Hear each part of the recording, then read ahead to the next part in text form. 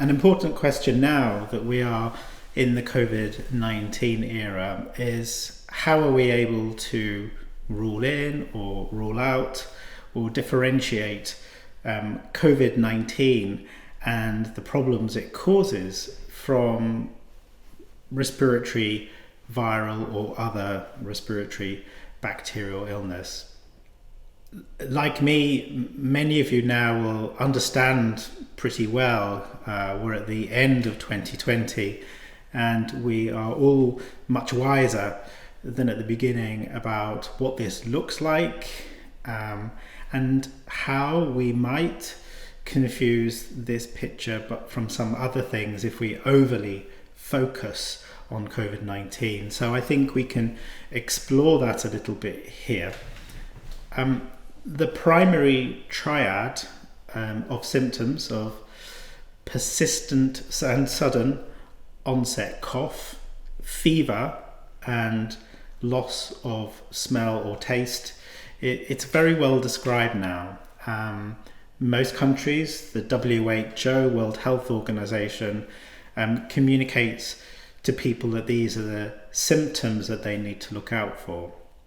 If we hear this story on the phone or on the video call, then we can then follow the algorithms, the decision trees that we've all been provided with in our local areas and regions to help us manage the huge variation of mild to severe illness.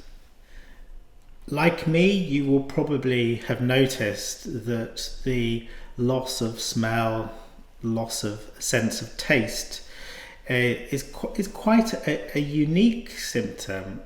We've all seen people with nasal allergy, common cold, who maybe have lost some sense of taste or smell, but actually not, in my experience, as severe as what you get with COVID-19. So I think I feel much more confident that the probable cause is COVID-19 if I hear that symptom.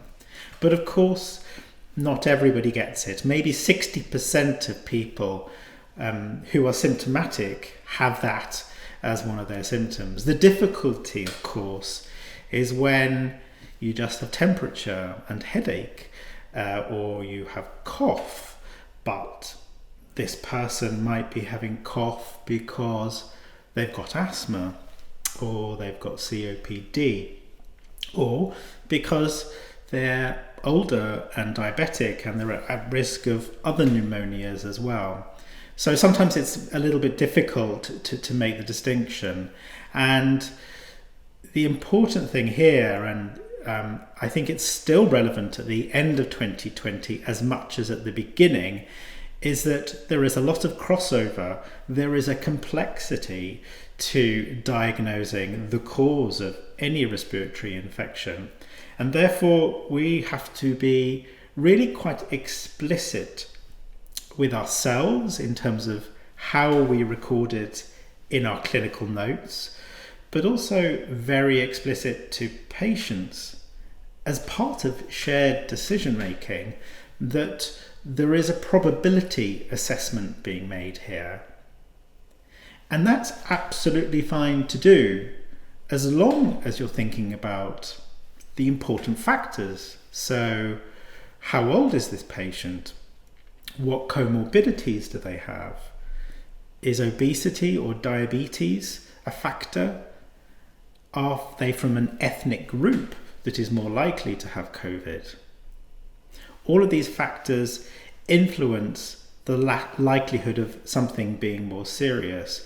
But also, is this person somebody who's had uncontrolled asthma over the last year? Is this cough much more likely to be an exacerbation of asthma than something in relation to COVID-19? So we need a really clear risk assessment, well-documented account that acknowledges that it's a complex decision. And the complexity is not just clinical, it's not just in how they present. There are social and cultural employment factors which are all very relevant around the presentation of somebody with these symptoms. Some people have benefited from the political financial decision making that's been made at country level in terms of being supported if they need to self-isolate, but some other groups may not be supported. This might be affecting their concerns and their ideas, and these need to be explored. As part of our decision making around whether to decide this is COVID or not, to rule in, to rule out, we need to think about what our public health colleagues are telling us about what's going on locally. How many cases are there per 100,000 population? What is the likelihood currently that this is going on? We need to think very much about the patient in terms of their past history. I guess I just want to highlight, and you may have come across this as well, that early on in the epidemic, there was some concern that by taking inhaled corticosteroids for asthma, this may in some way cause immune suppression, which may make the COVID-19 infection worse. As a result of that, some people who were presenting with respiratory symptoms, because of the fear of COVID-19, they were being denied inhaled corticosteroids, and what was actually an asthma attack, whether it was caused by COVID-19 or any other virus, which wasn't being managed with inhaled or indeed oral corticosteroids because of the fear.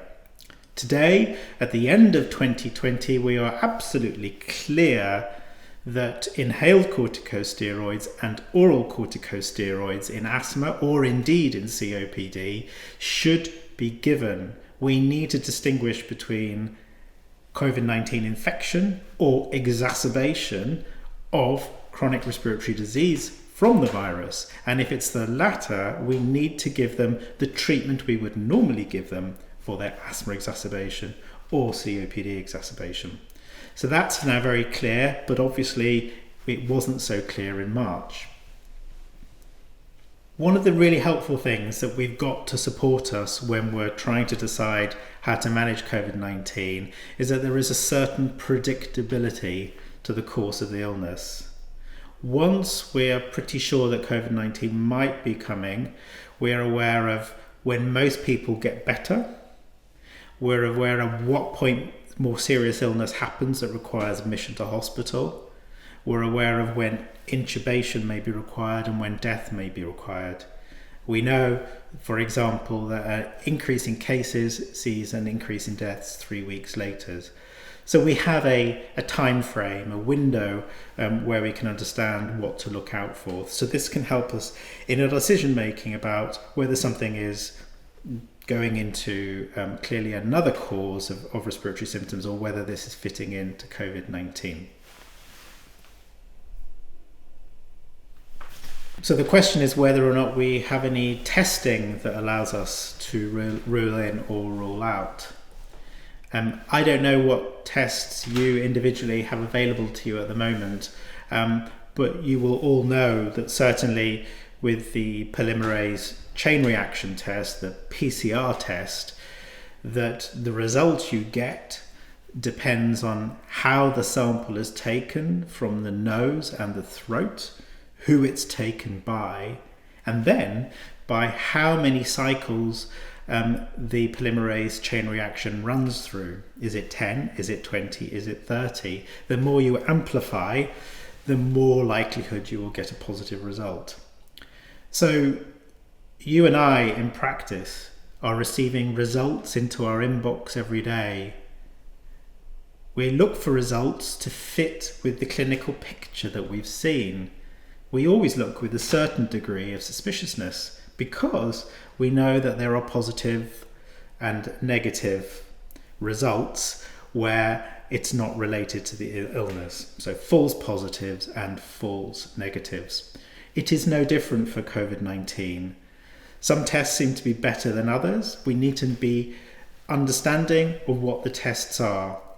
But I guess I would come back again that you could have a COVID-19 positive result But actually, the problem that your patient is presenting with today is an asthma exacerbation caused by the COVID-19, but not COVID-19 multi-system disease or COVID-19 pneumonia. So we can have test results that might confirm our suspicions, help us to understand, but we always have to think about them within the clinical context, because nothing is 100% specific or 100% sensitive. So thank you very much for listening to my views about the diagnosis of upper respiratory tract infection, how we should be making decisions about when is the best time to use antibacterials and when not, how best to have conversations with patients when we're deciding not to give antibacterials, what we can offer instead to support our patients where we don't think antibacterials are the right choice. We thought about differentiating between COVID-19 and other causes of respiratory symptoms, the importance of understanding that it's complex, that it requires recording different information in the notes, and ensuring that the patient understands that you've discussed its probability, and discussed that there are options to come back to do something different if antibacterials are not the choice. I hope you all feel a little bit more confident in being confident about your decision, that serious bacterial disease arising from what initially presents as a respiratory infection is really quite uncommon, and we do have good guidance now about which patients we should select not to have antibiotics and which should be more likely to have them.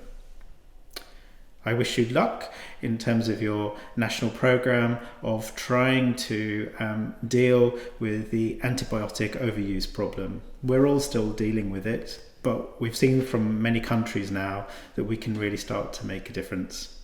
Thank you very much for listening with me, and I look forward to all of us having a more normal practice once the vaccine rolls out and COVID-19 feels more like a thing of the past. Good luck.